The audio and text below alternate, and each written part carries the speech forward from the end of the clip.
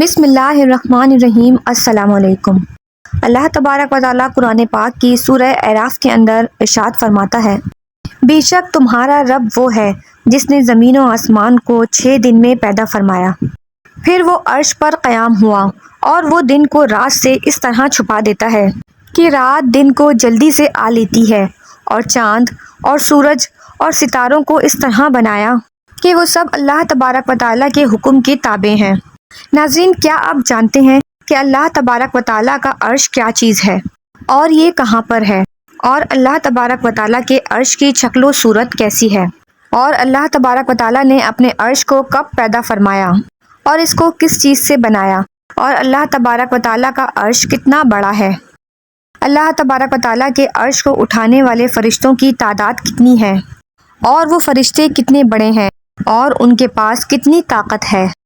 ناظرین، آج کی اس ویڈیو میں ہم آپ کو اللہ تبارک و تعالیٰ کے عرش کے بارے میں بہت ہی دلچسپ اور پراسرار معلومات فراہم کریں گے۔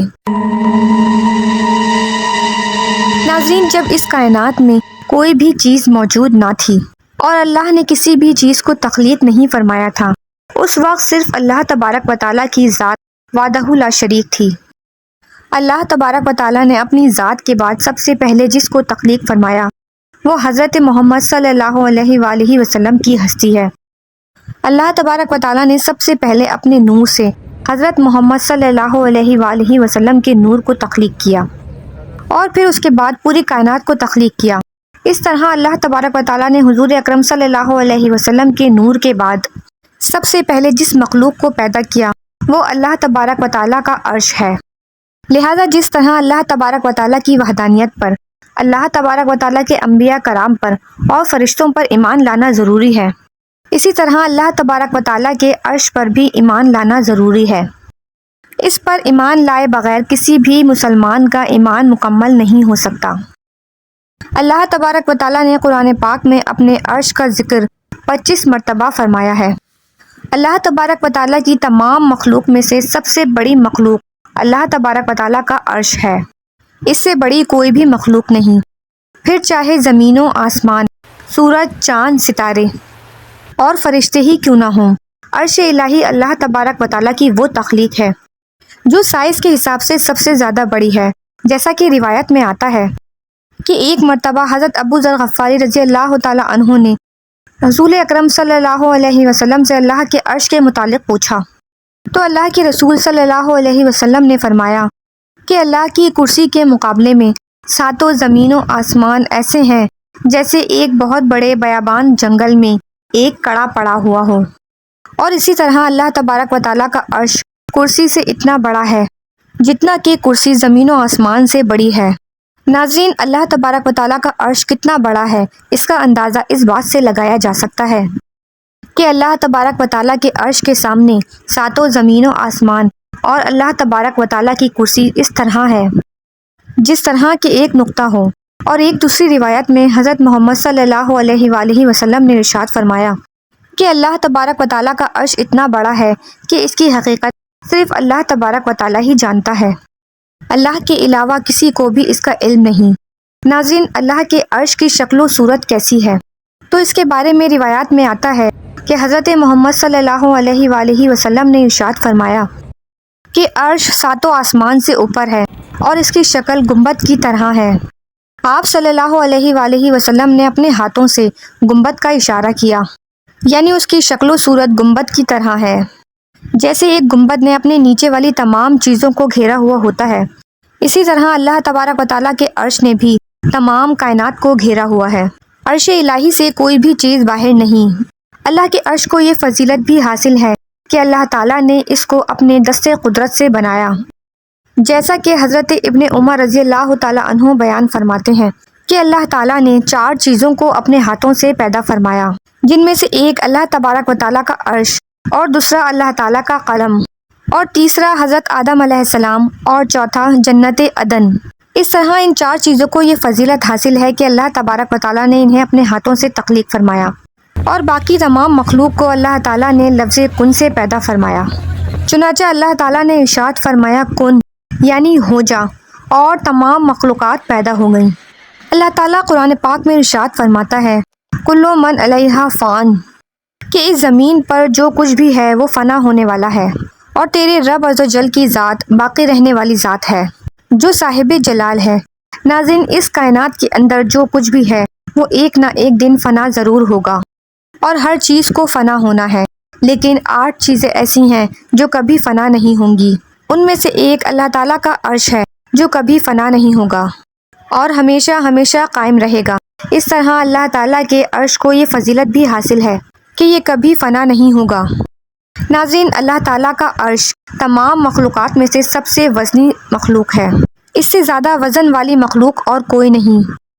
اللہ تعالیٰ کے عرش کو اللہ تعالیٰ کا خاص قرب حاصل ہے،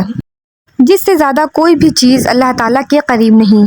جس طرح ہر تخت کے پائے اور پہلو ہوتے ہیں، اسی طرح اللہ تعالیٰ کے عرش کے پائے اور پہلو بھی ہیں۔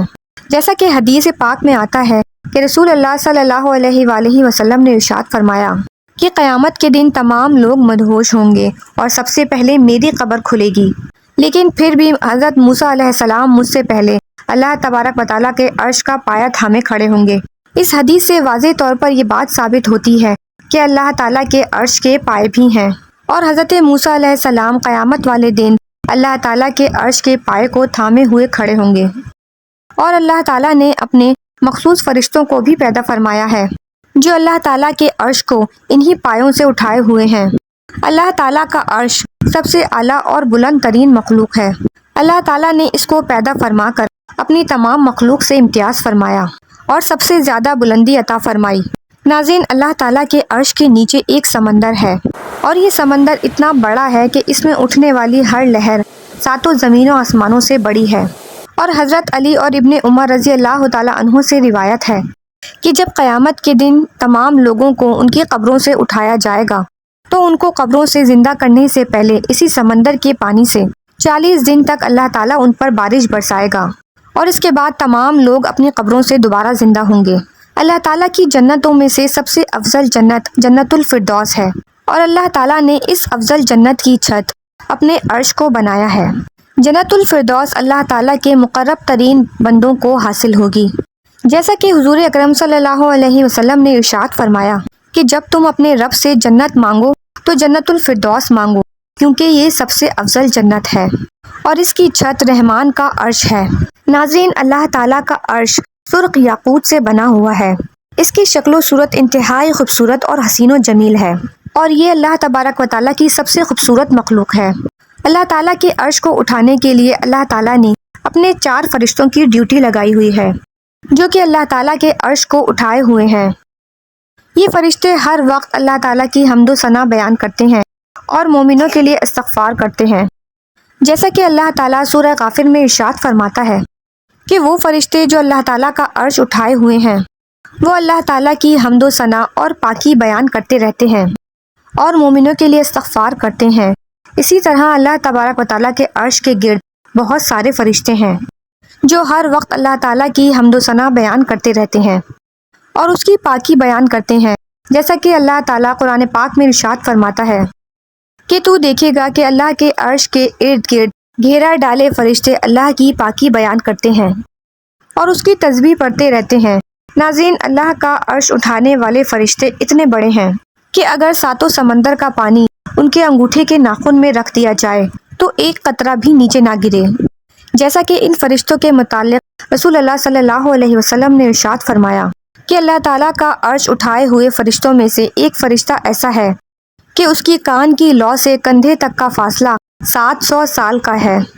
اس حدیث سے اس بات کا اندازہ لگایا جا سکتا ہے کہ جب اس فرشتے کی کان کے لو سے کندھے تک کا فاصلہ اتنا زیادہ ہے تو یہ فرشتہ خود کتنا بڑا ہوگا، اور جب یہ فرشتہ خود اتنا بڑا ہے تو اللہ تعالیٰ کا عرش خود کتنا بڑا ہوگا جس کو 4 ایسے فرشتے اٹھائے ہوئے ہیں۔ تو اللہ تعالیٰ کی ذات وہ پاکیزہ ذات ہے جو سمجھ سے بالا تر ہے۔ اللہ تعالیٰ کا عرش اتنا بڑا ہے تو اللہ تعالیٰ کی ذات پاک خود کتنی بڑی ہوگی، یہ اللہ تعالیٰ ہی جانتا ہے۔ اللہ تعالیٰ سے دعا ہے کہ اللہ تعالیٰ ہر وقت ہمیں اپنی حمد و ثنا بیان کرنے کی توفیق عطا فرمائے، آمین۔ ویڈیو کے آخر میں ایک بار درود پاک ضرور پڑھ لیجئے۔